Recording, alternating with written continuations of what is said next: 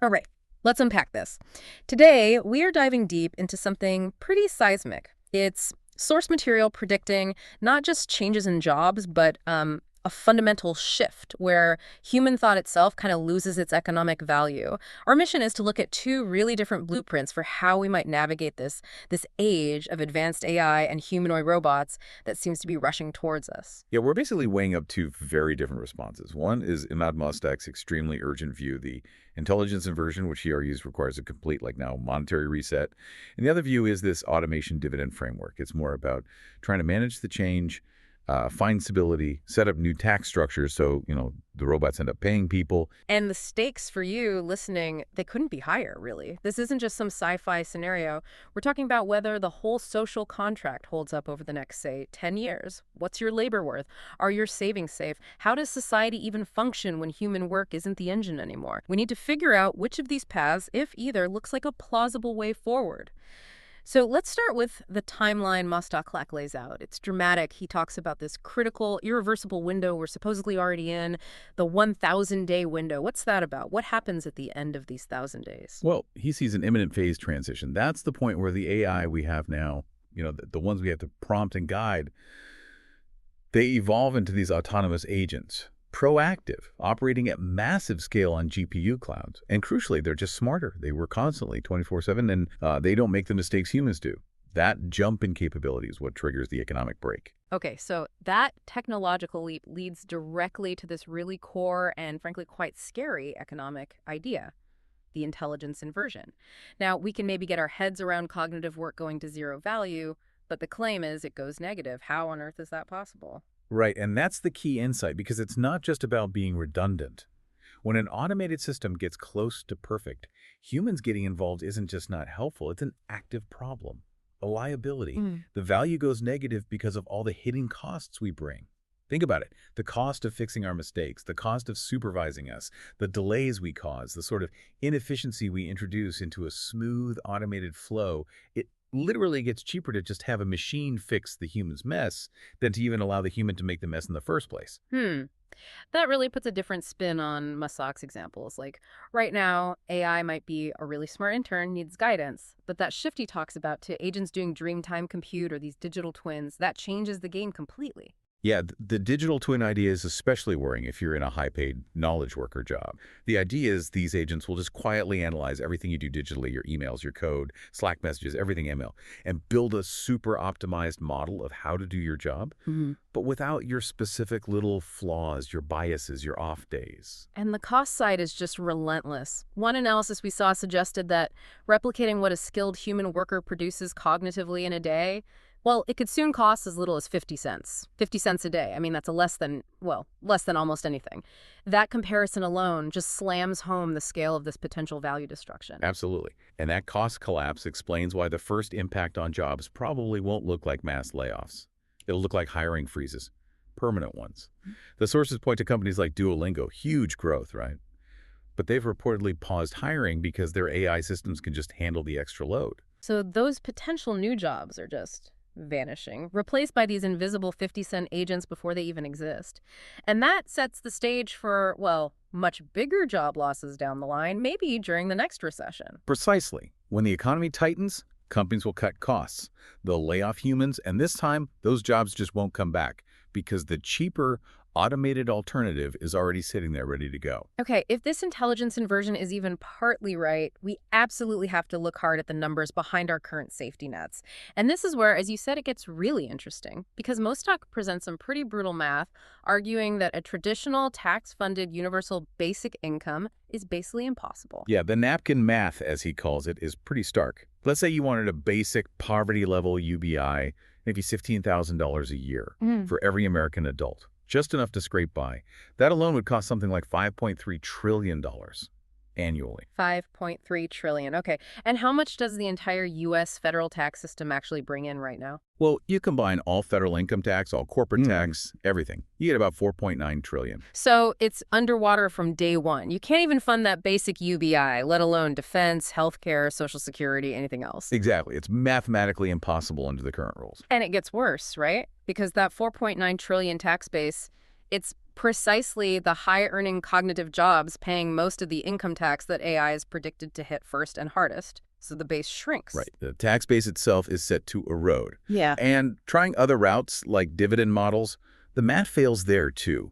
Even if you were really generous, say you gave every citizen 10% equity in some future $10 trillion AI behemoth like OpenAI, well, do the math. It works out to only a few $1,000s per person per year. It's nowhere near enough for basic survival. It confirms that relying on existing corporate structures, taxes, equity, it's just not going to cut it for mass support. Wow, that math is sobering. Okay, wait. If even owning a chunk of a $10 trillion company isn't enough, and the tax base is crumbling, what scale are we even talking about? This failure seems to lead directly to Mostaque's much more radical solution. It really does. The sheer scale of the problem, according to his analysis, is why he proposes throwing out the old system entirely and building a new economic stack. This dual currency system built on what he calls the intelligent internet. Hold on, a dual currency, tossing out the dollar just to make sure people can eat? Is there no way to provide a basic income without basically detonating the whole financial system we have now? Mostaque argues no, not in a sustainable way. His vision requires building something new from the ground up. Central to it is establishing civic compute.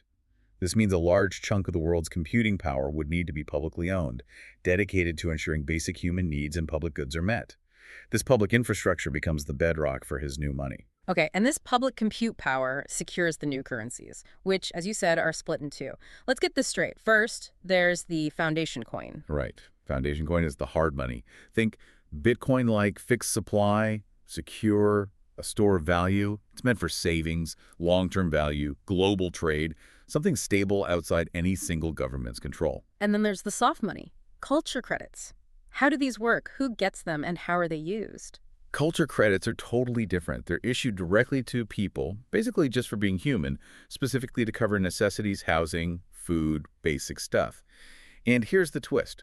AIs would need to earn these culture credits from humans by providing useful services. It forces the AI economy to serve human needs and attention. They're like targeted spending power, ensuring survival and dignity, maybe not even transferable in the way normal cash is.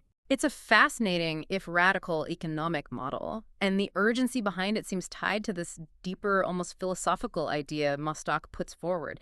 He argues AI isn't really being engineered by smart people in labs, it's being discovered.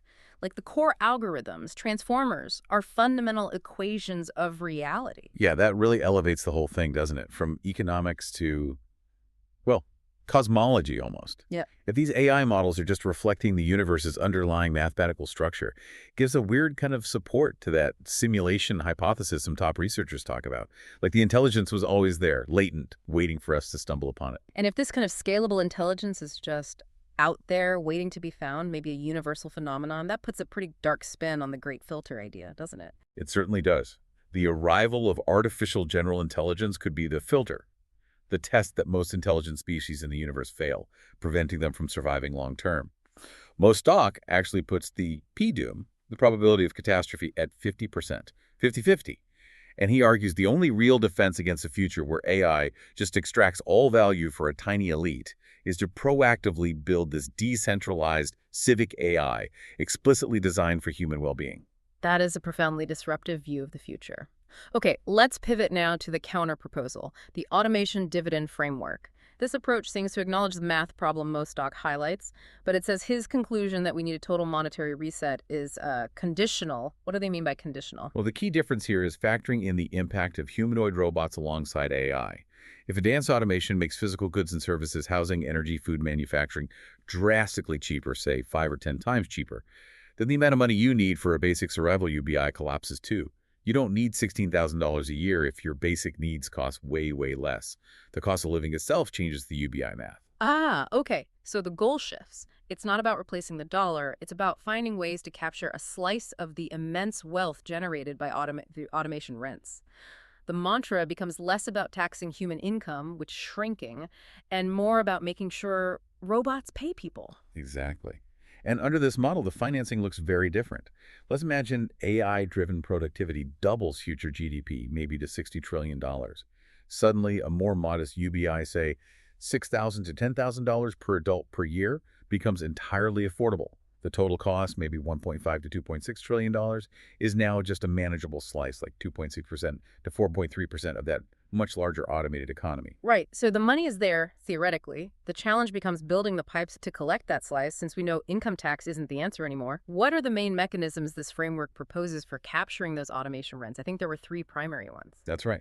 First is the Automation Rent Tax, or RT. This isn't a general corporate tax hike. It's a specific surtax, maybe 15–20%, targeting these supernormal profits that are clearly demonstrably linked to deploying AI and robots at scale. Okay, can you paint a picture of that? How would you tax the robot system without just killing the incentive to innovate in the first place? Think of it like this. A big logistics firm replaces, say, 80% of its warehouse workers with a new robotic system. Their profits shoot up 300%. The RR wouldn't hit their normal baseline profits or the wages of the remaining humans. It would target that extra 300% surge specifically tied to the efficiency gains from the robot fleet. You isolate the machine-driven hyper-profits and take a defined cut for the public dividend. Okay, isolating the automation profit. Got it. The second mechanism focuses on something more fundamental: land. The land value tax, LET. Yeah, automation makes fixed resources, especially land, way more valuable. If robots can build housing or factories almost instantly anywhere, the value isn't in the building anymore, it's in the location, the land underneath. Taxing that rising land and resource rent captures a huge, stable revenue stream that currently goes mostly to asset owners and channels it into the dividend fund instead. Makes sense. And the third mechanism sounds a bit like Norway's oil fund: public or worker equity. Exactly that logic. You mandate that the public, or maybe workers collectively, get a direct equity stake in the core infrastructure of the automated economy. So shares in the big AI models, the robotic factories, the energy grids powering it all.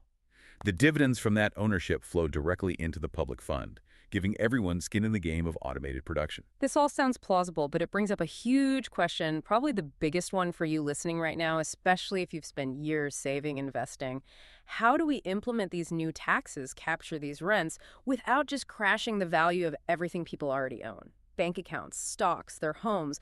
Mostaque's foundation coin sounds like a total reset, potentially wiping out existing wealth. And that's a critical difference. The Automation Dividend Framework explicitly aims for evolution, not detonation. Yeah. It keeps the existing currency, like the US dollar, as the main unit of account. The UBI isn't paid by printing new money, which causes inflation. It's a fully funded fiscal transfer. Money comes in from the RUI, the LVT, the equity dividends, and goes straight out as the UBI payment. It balances the books. Okay, so no hyperinflation from money printing. But what about market shocks? Introducing big new taxes like RT could spook investors, right? How do you protect portfolios? You absolutely have to manage expectations. You can't just spring these taxes on the market overnight. The key is they must be pre-announced maybe years in advance and phased in gradually over, say, 5 or 10 years. Markets are good at pricing in predictable future changes. If companies know an RT is coming in 2030 and will ramp up slowly, they adjust valuations over time. It feels more like a normal corporate tax adjustment than a sudden revolution. That makes sense for stocks, but what about home values? That's where most people have their wealth tied up. If robots start building houses super cheap, won't that inevitably crater existing home prices? That's definitely the trickiest piece, and is where the land value tax becomes really important strategically. You gradually shift the property tax burden off the physical house, the structure, which is becoming cheaper to build, and onto the land value, which automation is likely making more valuable. You'd also need to manage the rollout of robo-construction carefully, maybe zone by zone, to prevent a sudden glut that crashes local markets. The goal is a managed depreciation of structure value, while making shelter fundamentally cheaper for the next generation, funded partly by taxing the land uplift. It's delicate. Delicate is right. And managing all this, measuring automation rents, setting the tax rates, adjusting the UBI level based on formulas, it sounds like it needs to be taken out of day-to-day politics. Absolutely essential. The framework proposes an independent body, the Automation Dividend Authority, ADA. Think something like the Federal Reserve, but for the automation dividend. Rule-based, independent, tasked with objectively measuring the rents and setting the UBI using a fixed public formula.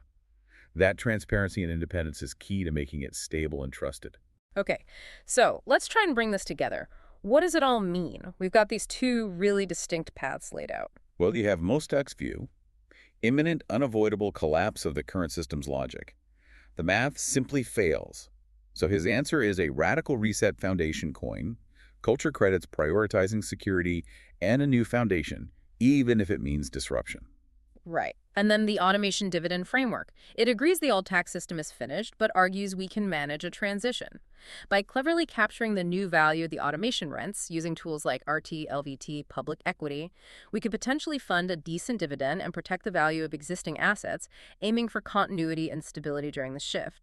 The core fight is really about whether we need a Big Bang reset or if a carefully managed evolution is possible. But crucially, both sides agree.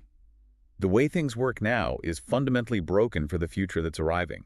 The time to start building the alternative, whichever it is right now. And the final takeaway here, maybe the most important one for you personally, listening to this, it goes beyond economics. If our cognitive labor, our productive output in the traditional sense, becomes worthless or even negative value, society has to shift how it measures value, away from just GDP, maybe towards new kinds of capital. Intelligence, network, and diversity, IND, as some sources suggest. Which leaves you with the ultimate question, doesn't it? If the economy no longer values your output in the same way, what becomes your purpose? What do you choose to value and measure in your own life? The economics might shape how we live, but this transition forces us to ask why we live.